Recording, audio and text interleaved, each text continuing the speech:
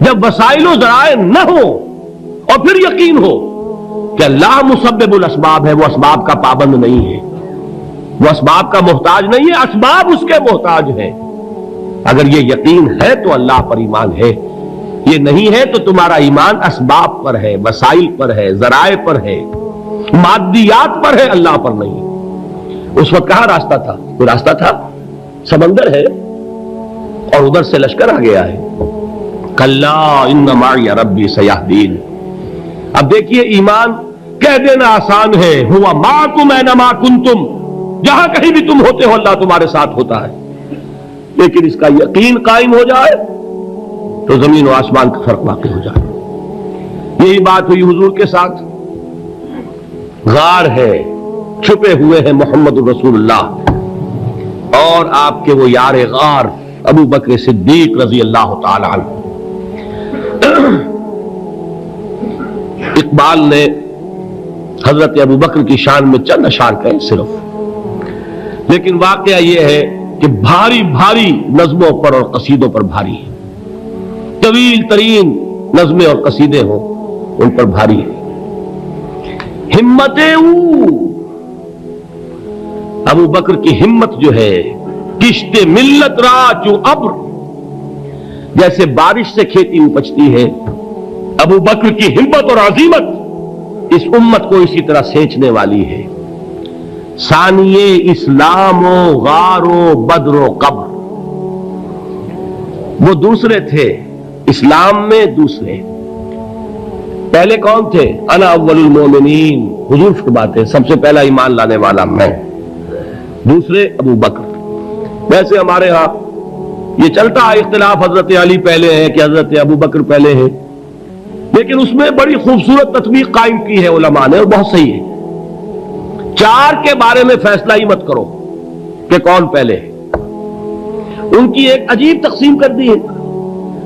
آزاد مردوں میں، بالغ مردوں میں سب سے پہلے ابو بکر، بچوں میں سب سے پہلے علی، خواتین میں سب سے پہلے خدیجہ، اور غلاموں میں سب سے پہلے زید ابن حارثہ.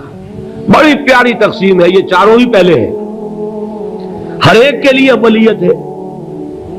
اور واقعہ یہ ہے کہ اگر زمانی اعتبار سے تعین ہوگا تو پہلے خدیجۃ الکبریٰ آئیں گی رضی اللہ تعالی عنہ. کسی اور سے بات کرنے کی نوبت بعد میں آ سکتی ہے، پہلے تو اہلیہ محترمہ سے بات ہوئی، آتے ہی پہلی وحی ہوئی ہے. ابھی تبلیغ کا حکم نہیں تھا، کس کو بتایا واقعہ؟ ابھی اپنی نبوت کی تبلیغ کا تو حکم ہی نہیں آیا. واقعہ کس کا ہے؟ وہ خدیجہ کا ہے. جب کہا ہے کہ خشیت علی نفسی، مجھے اپنی جان کا اندیشہ ہے، تو کیا جواب دیا خدیجہ نے رضی اللہ تعالی عنہا؟ وہ صدیقۃ الکبریٰ ہے. صدیقات جو ہے خواتین، ان میں چوٹی پر خدیجۃ الکبریٰ ہے رضی اللہ تعالی عنہا. اور صدیق جو مرد ہیں ان میں صدیق اکبر ہے ابو بکر صدیق رضی اللہ تعالی عنہ. لیکن صدیقات میں چوٹی پر. جب حضور نے فرمایا خشیت علی نفسی، کیا فرمایا؟ کیا عرض کیا؟ کیسے تسلی دی؟ نہیں، اللہ آپ کو ضائع نہیں کرے گا. آپ غریبوں کے ہمدرد ہیں، آپ مساکین کے تکالیف رفع کرنے والے ہیں، آپ بیواؤں کی سرپرستی کرتے ہیں، آپ مسافروں کی خدمت کرتے ہیں. اللہ آپ کو ضائع نہیں کرے گا. یہ یقین ہے اس خاتون کے اندر. خیر وہ ایک علیحدہ بات ہو جائے گی. میرے دل پر حضرت خدیجہ رضی اللہ تعالیٰ عنہ کی شخصیت کا بڑا گہرا نقش ہے، جو وہ کوئی اور ہی وقت اور موقع ہوا تو بیان ہوگا. بہرحال اقبال نے ایک مصرے میں جو چار اولیتیں جمع کر دی ہیں، ہمتیں کشت امت را چو ابر، ثانی اسلام و غار و بدر و قبر. اسلام میں حضور کے بعد پہلے کون؟ ابو بکر. غار میں حضور کے ساتھ کون؟ ابو بکر. بدر کی رات اللہ کا رسول سر بسجود وہ گھاس پھوس کی جو جھوپڑی بنائی گئی تھی، اور وہاں تلوار ننگی لے کر پہرا دینے والا کون؟ ابو بکر. اور اس حجرہ عائشہ میں محمد کے بعد سب سے پہلے دفن ہونے والا کون؟ ابو بکر رضی اللہ تعالی عنہ صلی اللہ علیہ وسلم۔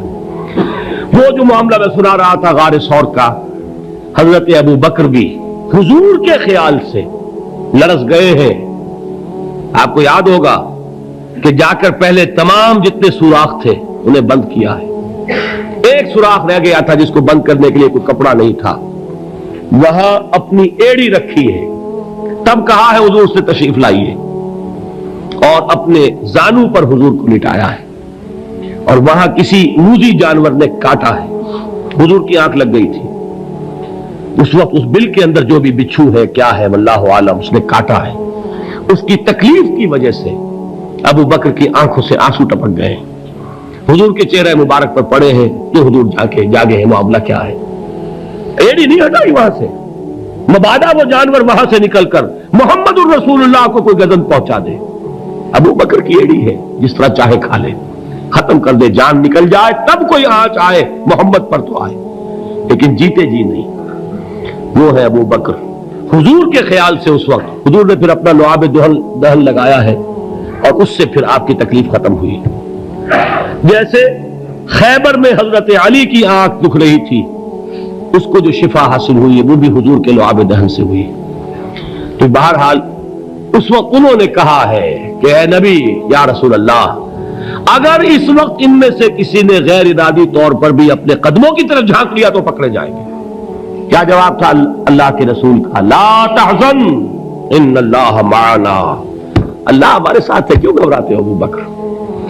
یہ ہے ایمان باللہ، میرا مالک اللہ، میرا رازق اللہ، میرا محافظ اللہ، میرا مددگار اللہ، میرا پشت پناہ اللہ، میرا دوست اللہ۔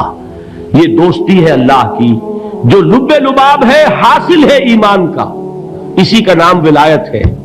اولیاء اللہ کے سروں پر سینگ نہیں ہوتے، جس کے دل میں ایمان راسخ ہو چکا ہو وہی اللہ کا ولی ہے، جسے اللہ پر یقین ہو چکا ہے وہی اللہ کا ولی ہے، جسے یقین ہے اللہ میرے ساتھ ہے، میرا مددگار، میرا پشت پناہ، میرا ساتھی، میرا دوست، میرا محبوب، میرا محب۔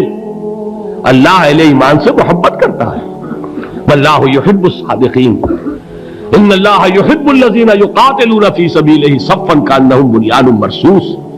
اللہ محبت کرنے والا، اہل ایمان محبوب، اور اہل ایمان محبت کرنے والے اللہ محبوب۔ والذین آمنوا اشد حبا للہ۔ آپ تصور کیجئے جسے یہ رشتہ ایمان یا رشتہ ولایت حاصل ہو جائے، الا ان اولیاء اللہ لا خوف علیہم ولا هم یحزنون، آگاہ ہو جاؤ، اللہ کے دوستوں کے لیے نہ کوئی خوف ہے نہ کوئی حزن ہے۔